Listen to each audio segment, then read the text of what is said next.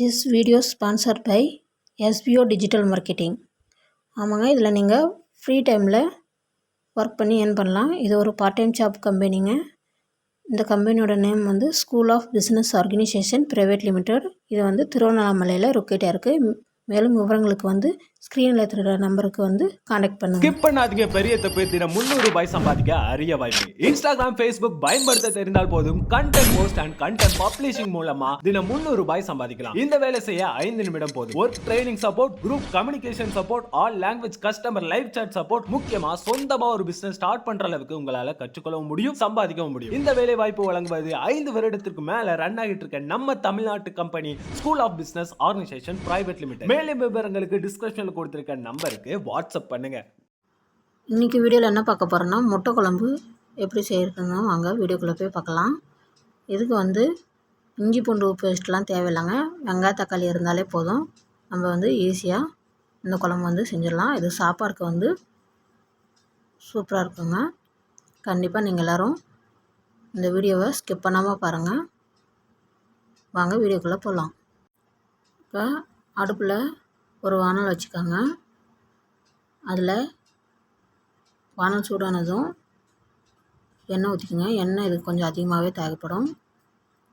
2 பட்டை, 2 பிரிஞ்சி இலை, 2 ஏலக்காய், 3 கிராம்பு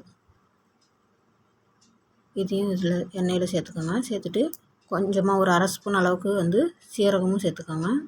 சேர்த்து சீரகம் பொரிஞ்சதும் 2 பெரிய சைஸ் வெங்காயத்தை நான் வந்து பொடிசாக வெட்டி வச்சுருக்கேன். இதுமாரி பொடிசாக வெட்டி நீங்கள் சேர்த்துக்கோங்க. சேர்த்துட்டு இதை நல்லா வதக்கி விடுங்க. வெங்காயம் வதங்கி வர்றதுக்காக 1 ஸ்பூன் அளவுக்கு நான் உப்பு சேர்த்துக்கிறேன். உப்பு சேர்த்தா டக்குன்னு வதங்கி வருங்க. உப்பு சேர்த்துட்டு நல்லா வதக்கி விடுங்க. இப்போ வந்து ஓரளவுக்கு வதங்கி வந்துடுச்சிங்க. இப்போ வந்து நான் வந்து 4 புதினா இலை வந்து இதில் கிள்ளி கொடுக்குறேன். உங்களுக்கு விருப்பம் இருந்தால் சேர்த்துக்கோங்க, இல்லைன்னா விட்டுடுங்க. இது வந்து ஆப்ஷனல் தான். பாருங்கள், வெங்காயம் வந்து நல்லா வதங்கி வந்துடுச்சு. இப்போ வந்து நான் 3 தக்காளி வந்து நான் அரைச்சி அந்த விழுதை எடுத்து வச்சுருக்கேன். அதையும் இதிலையே சேர்த்துக்கலாம். நீங்கள் பெரிய தக்காளினா 2 தக்காளி எடுத்துக்கோங்க, அதுவே போதும். இதை தக்காளி எல்லாம் நல்லா சுண்டி வரட்டுங்க. பாருங்கள், தக்காளி நல்லா சுண்டி வந்துடுச்சு. இதில் வந்து நம்ம மசாலா பொருளெல்லாம் சேர்த்துக்கலாம். ஒரு 1/2 ஸ்பூன் அளவுக்கு வந்து மஞ்சத்தூள், 2 ஸ்பூன் அளவுக்கு வந்து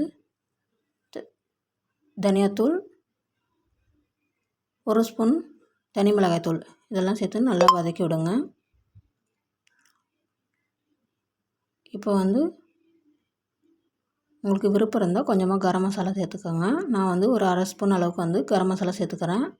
இதுவுமே ஆப்ஷனல் தாங்க, ஆனால் சேர்த்தா நல்லாயிருக்கும். இப்போ வந்து எண்ணெய் பிரிஞ்சு வர ஆரம்பிக்குதுங்க. இப்போ வந்து அவ்வளோதான். இப்போ வந்து குழம்புக்கு தேவையான தண்ணி ஊற்றிக்கலாம். இந்த குழம்பு வந்து நீங்கள் எந்த அளவுக்கு தேவைப்படுதோ அந்தளவுக்கு வந்து நீங்கள் தண்ணி சேர்த்து கொதிக்க விடணுங்க. நான் வந்து கொஞ்சம் தண்ணி எக்ஸ்ட்ராவே சேர்த்துக்கிறேன். ஏன்னா நம்ம முட்டை சேர்த்து திரும்பி கொதிக்க வைக்க போகிறோம். அதனால் தண்ணி சேர்த்துட்டு நல்லா கலந்து விட்டுட்டு ஒரு கொதி வரட்டுங்க. பாருங்கள், கொதி வர ஆரம்பிக்குது. ஒரு கொதி வரும்போது நம்ம வந்து முட்டையெல்லாம் சேர்த்துக்கலாம். வேக வச்ச முட்டையை நான் வந்து இது மாதிரி குறுக்கு வாக்கில் நல்லா கீரல் போட்டு எடுத்து வச்சுருக்கேன். உங்களுக்கு பார்த்தாலே தெரியும் வீடியோவில்.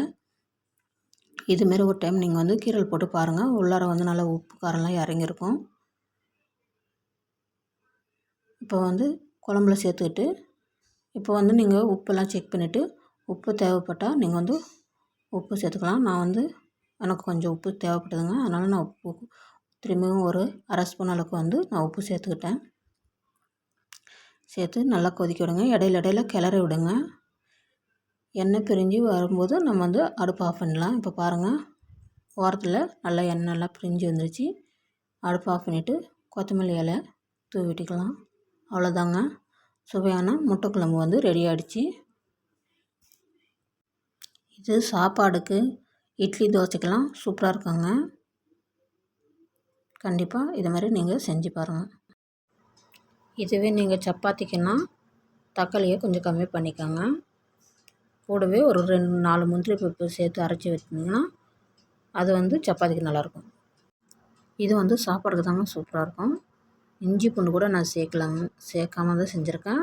இந்த வீடியோ உங்களுக்கு பிடிச்சிருக்குன்னு நம்புகிறேன். பிடிச்சிருந்தா இந்த சேனலை சப்ஸ்கிரைப் பண்ணிக்கோங்க. பக்கத்தில் இருக்கிற பெல் ஐக்கானையும் கிளிக் பண்ணிக்கோங்க. தேங்க்யூ ஃபார் வாட்சிங்.